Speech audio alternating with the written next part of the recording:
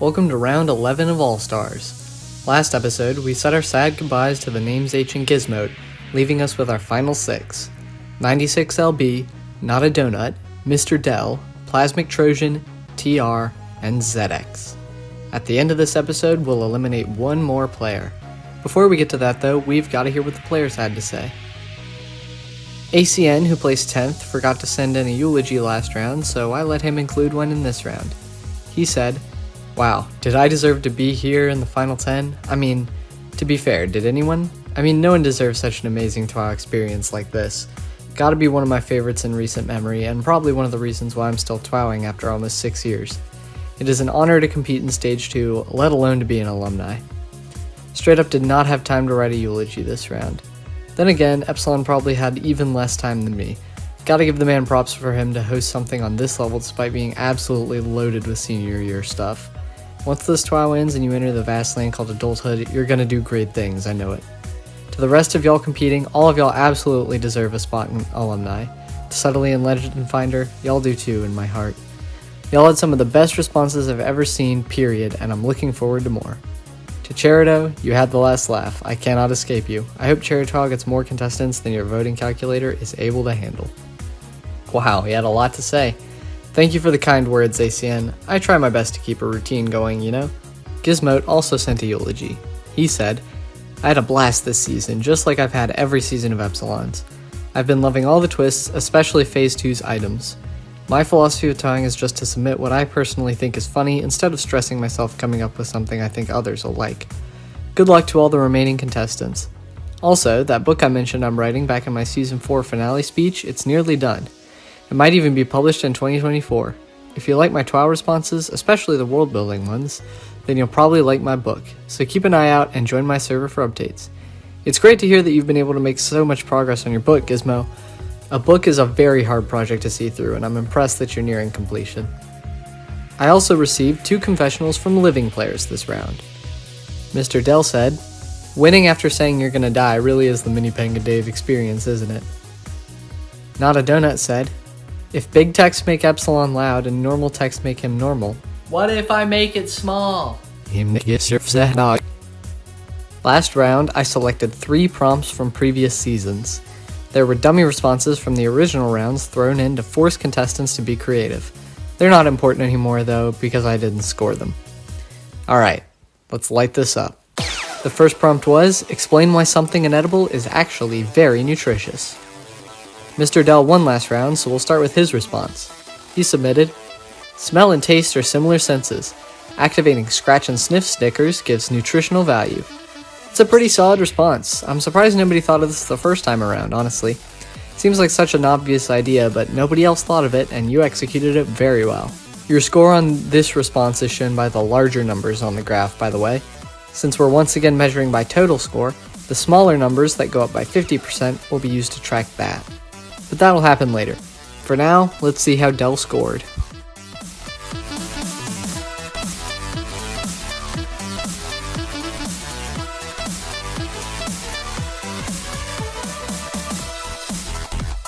Starting off with 41%. Not the best score to begin with, but it's not super likely that Dell will end up last for this prompt. Next up is ZX with a chemistry response. Hydrogen, carbon, and nitrogen are keys to all life. Why not combine them to get hydrogen cyanide? Hydrogen cyanide is, obviously, a pretty potent poison. Definitely not something that you can eat. The beginning of their response might be a little weaker, but it's alright. Let's see what the voters thought.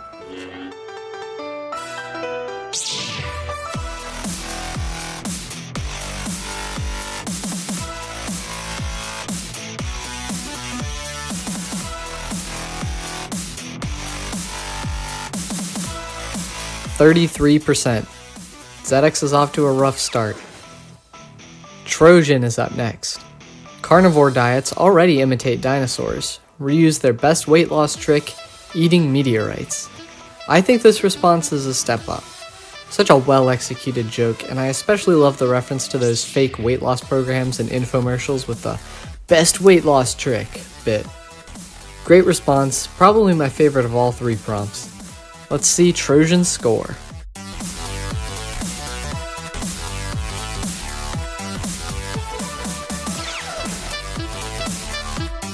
61%. Potentially a win for this prompt, but there's still room for someone to top that. Either way, Trojan's off to a great start. TR placed 4th last round, so he's up next. He submitted, "Eating the Bible will calm your nerves. Marxists say religion is the opium of the people." So there's an interesting aspect of this response that hasn't come up yet, and that is whether or not opium was considered edible by the viewers. It's edible by definition, sure, but it kills you pretty quickly if you overdose. Which leads me to the implication that if you eat half a gospel, your nervous system collapses, which is actually really funny. Let's see the score.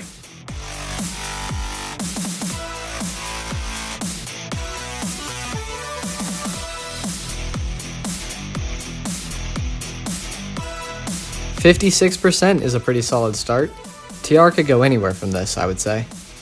Not a Donut's response was, "Tired of puberty's effects? Liquid cement fills in voice cracks, ensuring cleaner speaking." He also strayed from the very nutritious aspect of the prompt, but even in this prompt's original realm, the word nutritious was expanded to mean beneficial with no real consequence. The double meaning of cracks is a pretty simple idea, but at the same time, nobody else thought of it. Will that simplicity be good or bad for NAD? Let's see.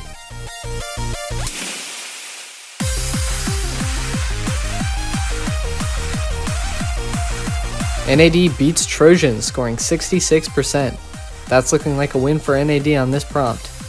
That doesn't mean he's safe yet, though. We watched both him and 96 come terrifyingly close to choking their good scores last round, after all. Speaking of 96, he's up last with the response, "Feeling sick? Wet concrete's essential for a healthy recovery. After all, it cures and hydrates." That's sort of a sandblast with Not a Donut's response, but at the same time, both players took the very basic idea of eating concrete and went in completely different directions with it. 96 used double the double meanings. Will he get double the score? The answer is no, because you can't score 130% anymore. He'll place somewhere, though.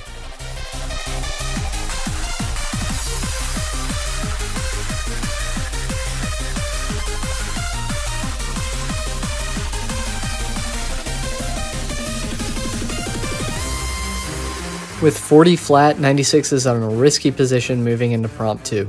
We still have less than half of the pictures so far though, so nobody's out of the woods yet. We're gonna switch the order up now. Instead of going from top to bottom based on last round's placement order, we're gonna go down in the order that people placed for prompt 1 just now. I thought it would be fun to shuffle things up a little bit. Prompt 2 was, "A 100% accurate fortune teller has told you your future cause of death, but not the date of it. How do you avoid dying?" Following the new order, the first person to place for prompt 2 will be Not a Donut. His response was, "Stop gaming. With fewer teammates to carry on your back, dying from a broken spine is impossible." Stop gaming is probably a decent place to start for a lot of causes of death. This response is pretty clever though. It's an idea we've all heard before, I'm sure, but you can't get mad at a response as well executed as this one. Let's see how NAD did.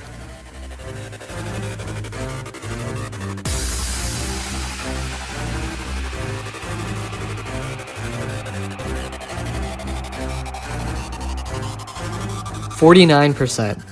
Not a great score, but coupled with Not a Donut's previous performance, he has a pretty sizable safety net at this point. You definitely aren't safe yet, NAD, but you've set yourself up well for prompt 3. Also, I think this response getting such a huge standard deviation probably makes sense. Trojan's back for prompt 2 with the response, "Killed in Robot Uprising. Wear shirts with unsolvable math problems. Scanning you, bricks killers." It's an alright response. You definitely have to suspend your disbelief a little bit with this one, as I feel like the logical question of why are robots reading your shirt in the first place popped into my head pretty immediately after I read this response. Still, it absolutely isn't bad. Let's see how it does.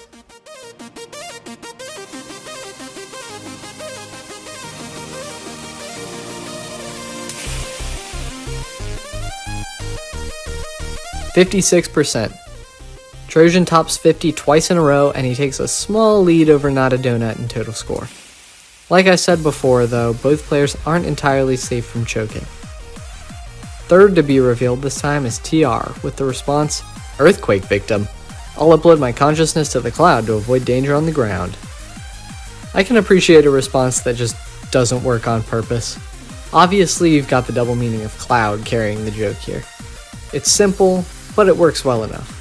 Let's see how TR does.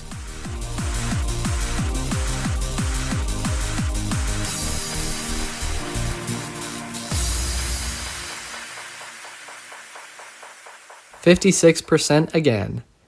Trojan's technically above TR by skew, but since total score is what matters, that's kind of irrelevant. Next up is Dell with the response, kidney stones. I'll donate one of my kidneys, making the prediction 50% as likely to happen. A response somehow even more brazenly ineffective than TR's. I think that's what gives it its charm, though. Blatantly bad medical advice is hilarious. At least with Dell's response, he's donating a kidney to a good cause, right? That's gotta be worth some extra points from the voters.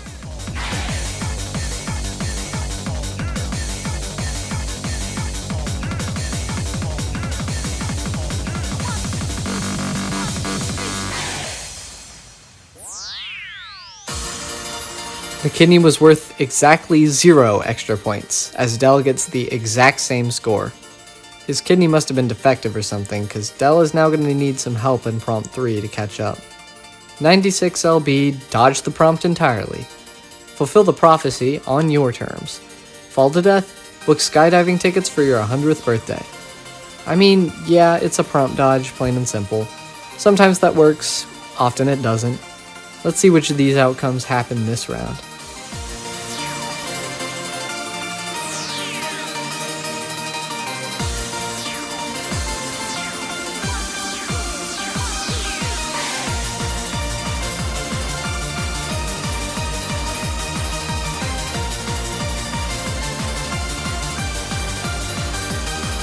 "96 scores 33% and falls into last overall. It's not impossible for him to come back from this, though. For one thing, we still need to see ZX's score. Their response was, becoming a local politician, improve your city's walkability. Car crash becomes infeasible. On the opposite end, ZX suggests the most drastic action taken out of anyone to cheat death. Seriously, this would be hard as hell to pull off. I do like the archetype this response provokes of someone seeking power for the sole purpose of preserving themselves. Sort of a House of the Scorpion type of idea, if anyone knows what I'm talking about. ZX, your score.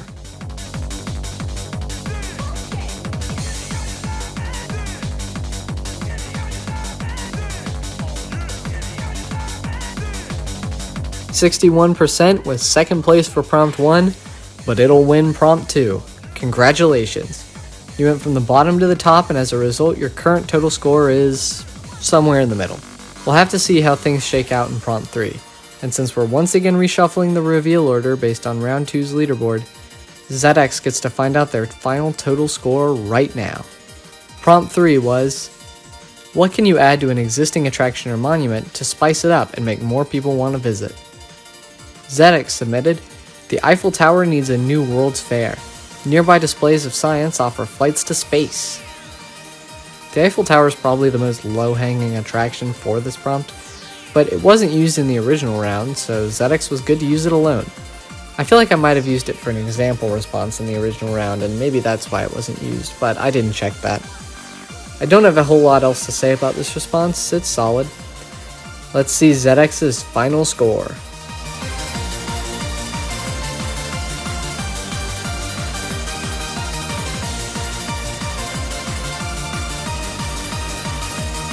"26%, ouch. ZX is being carried entirely by their win in the second prompt, as it's now looking like they're going to lose both prompt 1 and prompt 3. ZX ends with a total score of 121.54%. We'll see if their fragile results carry them through to round 12.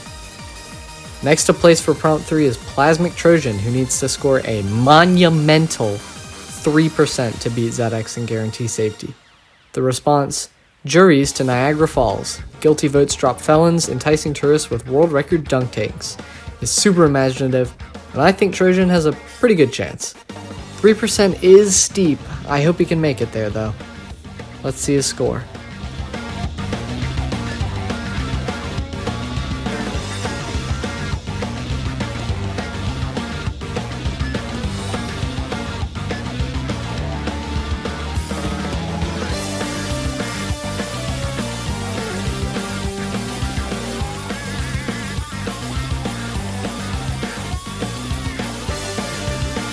Yeah, 72% will do it.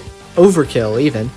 Trojan is safely into the final 5. Next up is TR, who also probably secured his safety just by voting on prompt 3 this round. His response was, hide creatures and treasure in the Paris catacombs, creating a roguelike dungeon experience. 2 hours in Paris this round.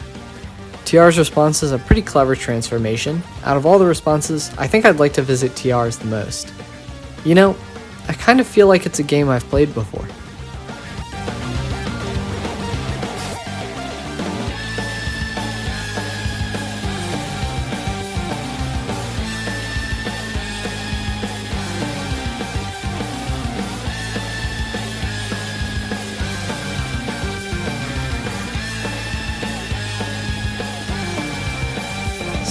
%.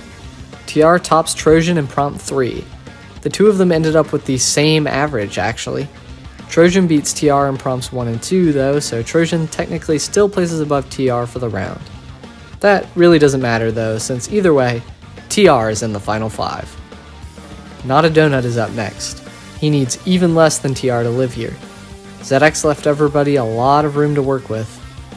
Nad's response was, game shows. Can you top these old losers in sandcastle builds? Please respect the Hohokam ruins. Pretty funny joke about sacrificing integrity for money. It's like a more twisted version of the Amazing Race. Let's see NAD's score.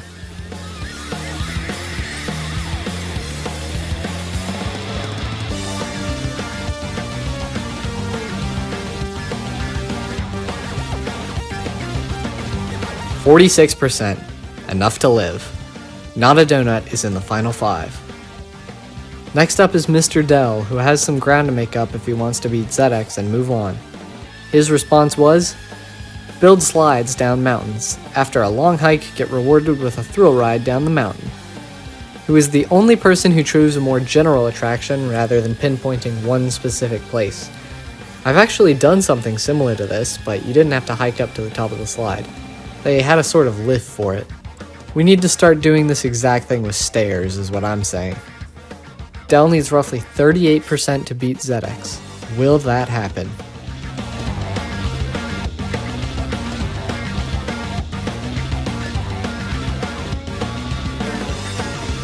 No, it won't. Dell scores 32%. ZX is in the final 5. Our final response to reveal is from 96LB. Either 96 or Mr. Dell will take the last safe spot this round, while the other player will be eliminated. I won't say too much about 96's response, but I will read it. Make the Great Wall of China actually visible from space, and then offer rocket tours from above. It's solid, but 96 needs to make up a decent margin on Dell to actually live. It won't be enough just to score higher than 32. Dell or 96? Who will it be? Let's find out.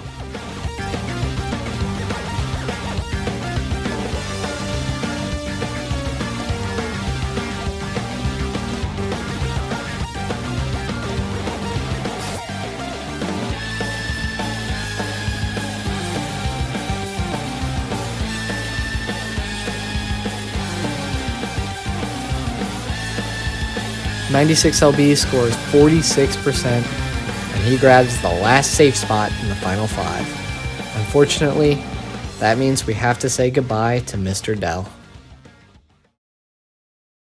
What can I say about you, Dell? You're one of a small group of people who have participated in all 5 of my seasons. After your death, no more 5-timers are in the competition. You began the season playing fairly under the radar, coming out of first stage with a standard fare of 15 points. Second stage was back and forth for you, but you did manage to secure an impressive round win in round 5. You slipped out of the top 5 in rounds 4 and 7, but your good performances in the rest of second stage were enough to get you through to third stage by 1 damage point. You opened up strong in round 9, which is where your best words came from, and you followed that up with a round win in round 10. The brutal part about third stage, though, and about TWOW as a whole, is that you have to remain consistent. It was a close fight with 96 and ZX this round, but ultimately you came out 5% short. It was great to have you compete, Dell, as it always is, and I fully intend on winning your current season. Congratulations on 6th place. Hey, remember that one Mario Maker comment? Here's a graph showing each player's average score between all 3 prompts over time. I didn't do this last round because I forgot. I was surprised to see that Trojan ended up winning this round in the end, given the massive lead TR had during the beginning of the voting period. At the other end, the race for not last was really close throughout voting. At 9 votes, Del was actually living, but I think ZX was the 10th voter, so they were able to save themselves. Next, here's how the standardized ranks leaderboard changed. Trojan finally managed to pass ZX and claim frontrunner. At the other end, TR passed 96LB to successfully move out of last place and escape the efficiency curse. 96 has really earned his title as the current underdog. He scraped the last 2 rounds in a row. I wonder if he can keep that up. Everyone's decently far apart in standardized rank at this point, so there might not be too much movement on this leaderboard for the rest of the season, especially since we really don't have that many rounds left. Another thing to look at is predictions. Del made a version of predictions for each of the 6 possible deaths this round. Unfortunately, the accurate one has Del himself at 6th place. Pepsi still has the lead. Here's a fun fact. Despite my 3rd season being the biggest season by far, Del's death means that it's the first season to run out of living representatives in All-Stars. That's kinda wild to me. Season 1 still has TR, Season 2 has TR and Trojan, and Season 4 still has ZX and 96. Not a Donut hadn't played in any of my seasons before he joined this season as a walk-on. Speaking of, here's a chart showing everyone's best rank in my TWOW before All-Stars, compared with their final rank in this season. As you can see, only 6 people have been able to improve their ranks so far, though Trojan and TR both still have a shot if they survive a few more rounds. Winnie is the only person so far to match his best rank this season. Now let's get to round 12. The twist for this round is similar to something that I've done before in previous seasons, namely the tried and true dialogue prompt. Except instead of just a short sequence of dialogue, you'll be responding based on an unfinished 4-panel comic. We're once again using multiple prompts and deciding by total score, but we're going back down to 2 prompts this round instead of 3. Your first comic is, I'm here with John Johnson, who invented the pill that cures every disease. John, you've saved millions. The people love you. Tell me, just what did you do to discover this pill that cured the world? Response here. I think that illustrates the task. Living players, your job is to fill in this empty speech bubble with whatever you think best completes the comic using 100 characters or fewer. Your second comic is, so, how's the operation going? Poorly, Dr. Smith. We've never seen this situation before. We're going to need you to come up with an emergency solution. Please, we have mere hours.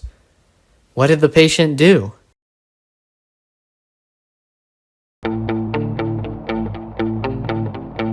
So, Final 5, send in 1 response that fills in the empty speech bubble in each of the 2 comics. That's 2 responses in total.